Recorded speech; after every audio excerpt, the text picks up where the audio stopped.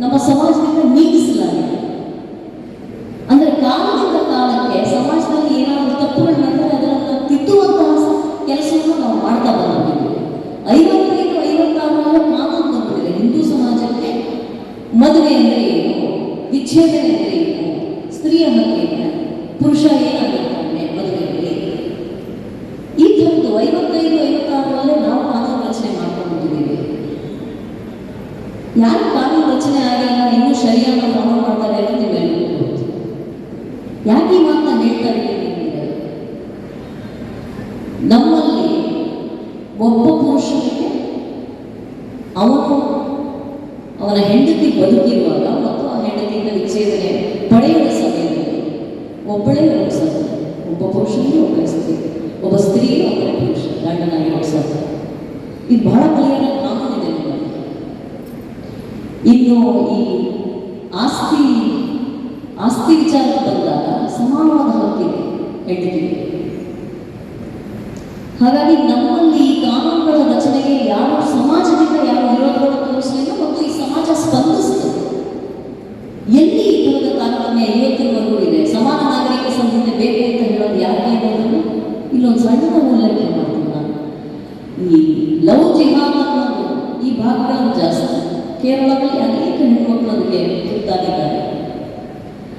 ನಾನು ಇದನ್ನ ಕಾನೂನಾತ್ಮಕವಾಗಿ ನೋಡಿ ಹೆಣ್ಮಕ್ಳಿಗೆ ಹೇಳೋ ಪ್ರಯತ್ನವನ್ನು ಮಾಡ್ತೀನಿ. ನೀವು ಮತಾಂತರವಾದಾಗ ಕಳ್ಕೊಳ್ಳೋದೇನಿದೆ ಅಂತ ಹಿಂದೂ ಸಮಾಜದಿಂದ ನೀವು ಇಸ್ಲಾಂ ಹೋದಾಗ ಏನು ಕಳ್ಕೊತೀರಿ ಅಂತ ನೋಡೋದಾಗಿದ್ರೆ, ಮೊದಲನೇದು ಇಲ್ಲಿ ಒಬ್ಬ ಗಂಡನಿಗೆ ಒಬ್ಬಳೇ ಹೆಂಡತಿ ಕಾನೂನು. ಎರಡನೇ ಹೆಂಡತಿ ಬಂದರೆ ಪೊಲೀಸ್ ಸ್ಟೇಷನ್ FIR ಹಾಕಿಸ್ಬೋದು.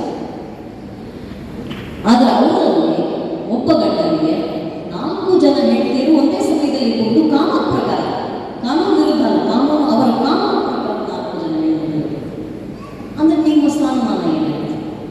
ಎರಡನೇದು ಸಾಮಾಜಿಕವಾಗಿ ನೋಡೋದಾಗಿದ್ದರೆ ಅವರು ಪರದೆ ಹಾಕೊಳ್ಳೋಕೆ ಹೇಳ್ತಾರೆ, ಹಿಜಾಬ್ ಹಾಕೊಳ್ಳೋಕೆ ಹೇಳ್ತಾರೆ, ಪರದೆ ಹಿಂದೆ ನಿಂತ್ಕೋಬೇಕು ಅಂತ ಹೇಳ್ತಾರೆ. ಮತ್ತೆ ನಮ್ಮಲ್ಲಿ ಈ ಒಂದು ಶಬರಿಮಲೆಗೆ ಇಷ್ಟು ಗಲಾಟೆ ಮಾಡ್ತಾರಲ್ಲ, ಅದು ಏನೋ ರೆಸ್ಟ್ರಿಕ್ಟೆಡ್ ಎಂಟ್ರಿ ಅಷ್ಟೇ. ಎಲ್ಲರಿಗೂ ಎಲ್ಲ ಸಮಯದಲ್ಲೂ ಇಲ್ಲ. 50 ಗಂಟೆಗೂ ನೀವು ಹೋಗ್ಬೋದು. ನೀವು 10 ವಯಸ್ಸಿನ ಕೆಳಗೆ ನೀವು ಹೋಗ್ಬೋದು. ರೆಸ್ಟ್ರಿಕ್ಟೆಡ್ ಎಂಟ್ರಿ ಅಷ್ಟೇ. ಅದು ಒಂದೇ ಒಂದು ಶಬರಿಮಲೆಗೆ ಅದು ಕಷ್ಟ ಗಲಾಟೆ. ಯಾವ ಮಸ್ಜಿದಲ್ಲಿ ಹೆಣ್ಮಕ್ಳಿಗೆ ಎಂಟ್ರಿ ಇಲ್ವಲ್ಲ ಅದ್ರ ಬಗ್ಗೆ ಏನು ಹೇಳ್ತೀವಿ? ದೇಶದಲ್ಲಿ ಯಾವ ಮಸೀದಿಗೂ ಹೆಣ್ಮಕ್ಳಿಗಲ್ಲಿ ಅವಕಾಶ ಇಲ್ವಲ್ಲ.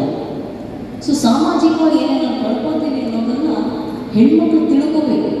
ಸಾಮಾಜಿಕವಾಗಿ ಕಾನೂನಾತ್ಮಕವಾಗಿ ಈ 4 ಪತ್ನಿಯರು ಹೇಳಿದ್ರೆ, ಅದೇ ರೀತಿಯಾಗಿ ನೀವು ಆಸ್ತಿ ವಿಚಾರಕ್ಕೆ ಬಂದಾಗ ಎಷ್ಟು ಪಾಲು ಬರುತ್ತೆ ಅಂದರೆ 800 ಅಥವಾ 16 ಭಾಗ. ಯಾಕೆಂದ್ರೆ 4 ಜನ ಹೆಂಡತಿ ಅಂತ ಹೇಳಿದ್ರೆ ಇದೊಂದು ವ್ಯವಸ್ಥೆ. ಮತಾಂತರವಾದ ಹೆಣ್ಮಕ್ಳು ಏನು ಕಳ್ಕೋತಾರೆ ಅಂತ ತಿಳ್ಕೊಬೇಕು. ಇದೆಲ್ಲದಕ್ಕಿಂತ ಅನಿಷ್ಟ ತಿಳುವಳಿಕಲ್ಲ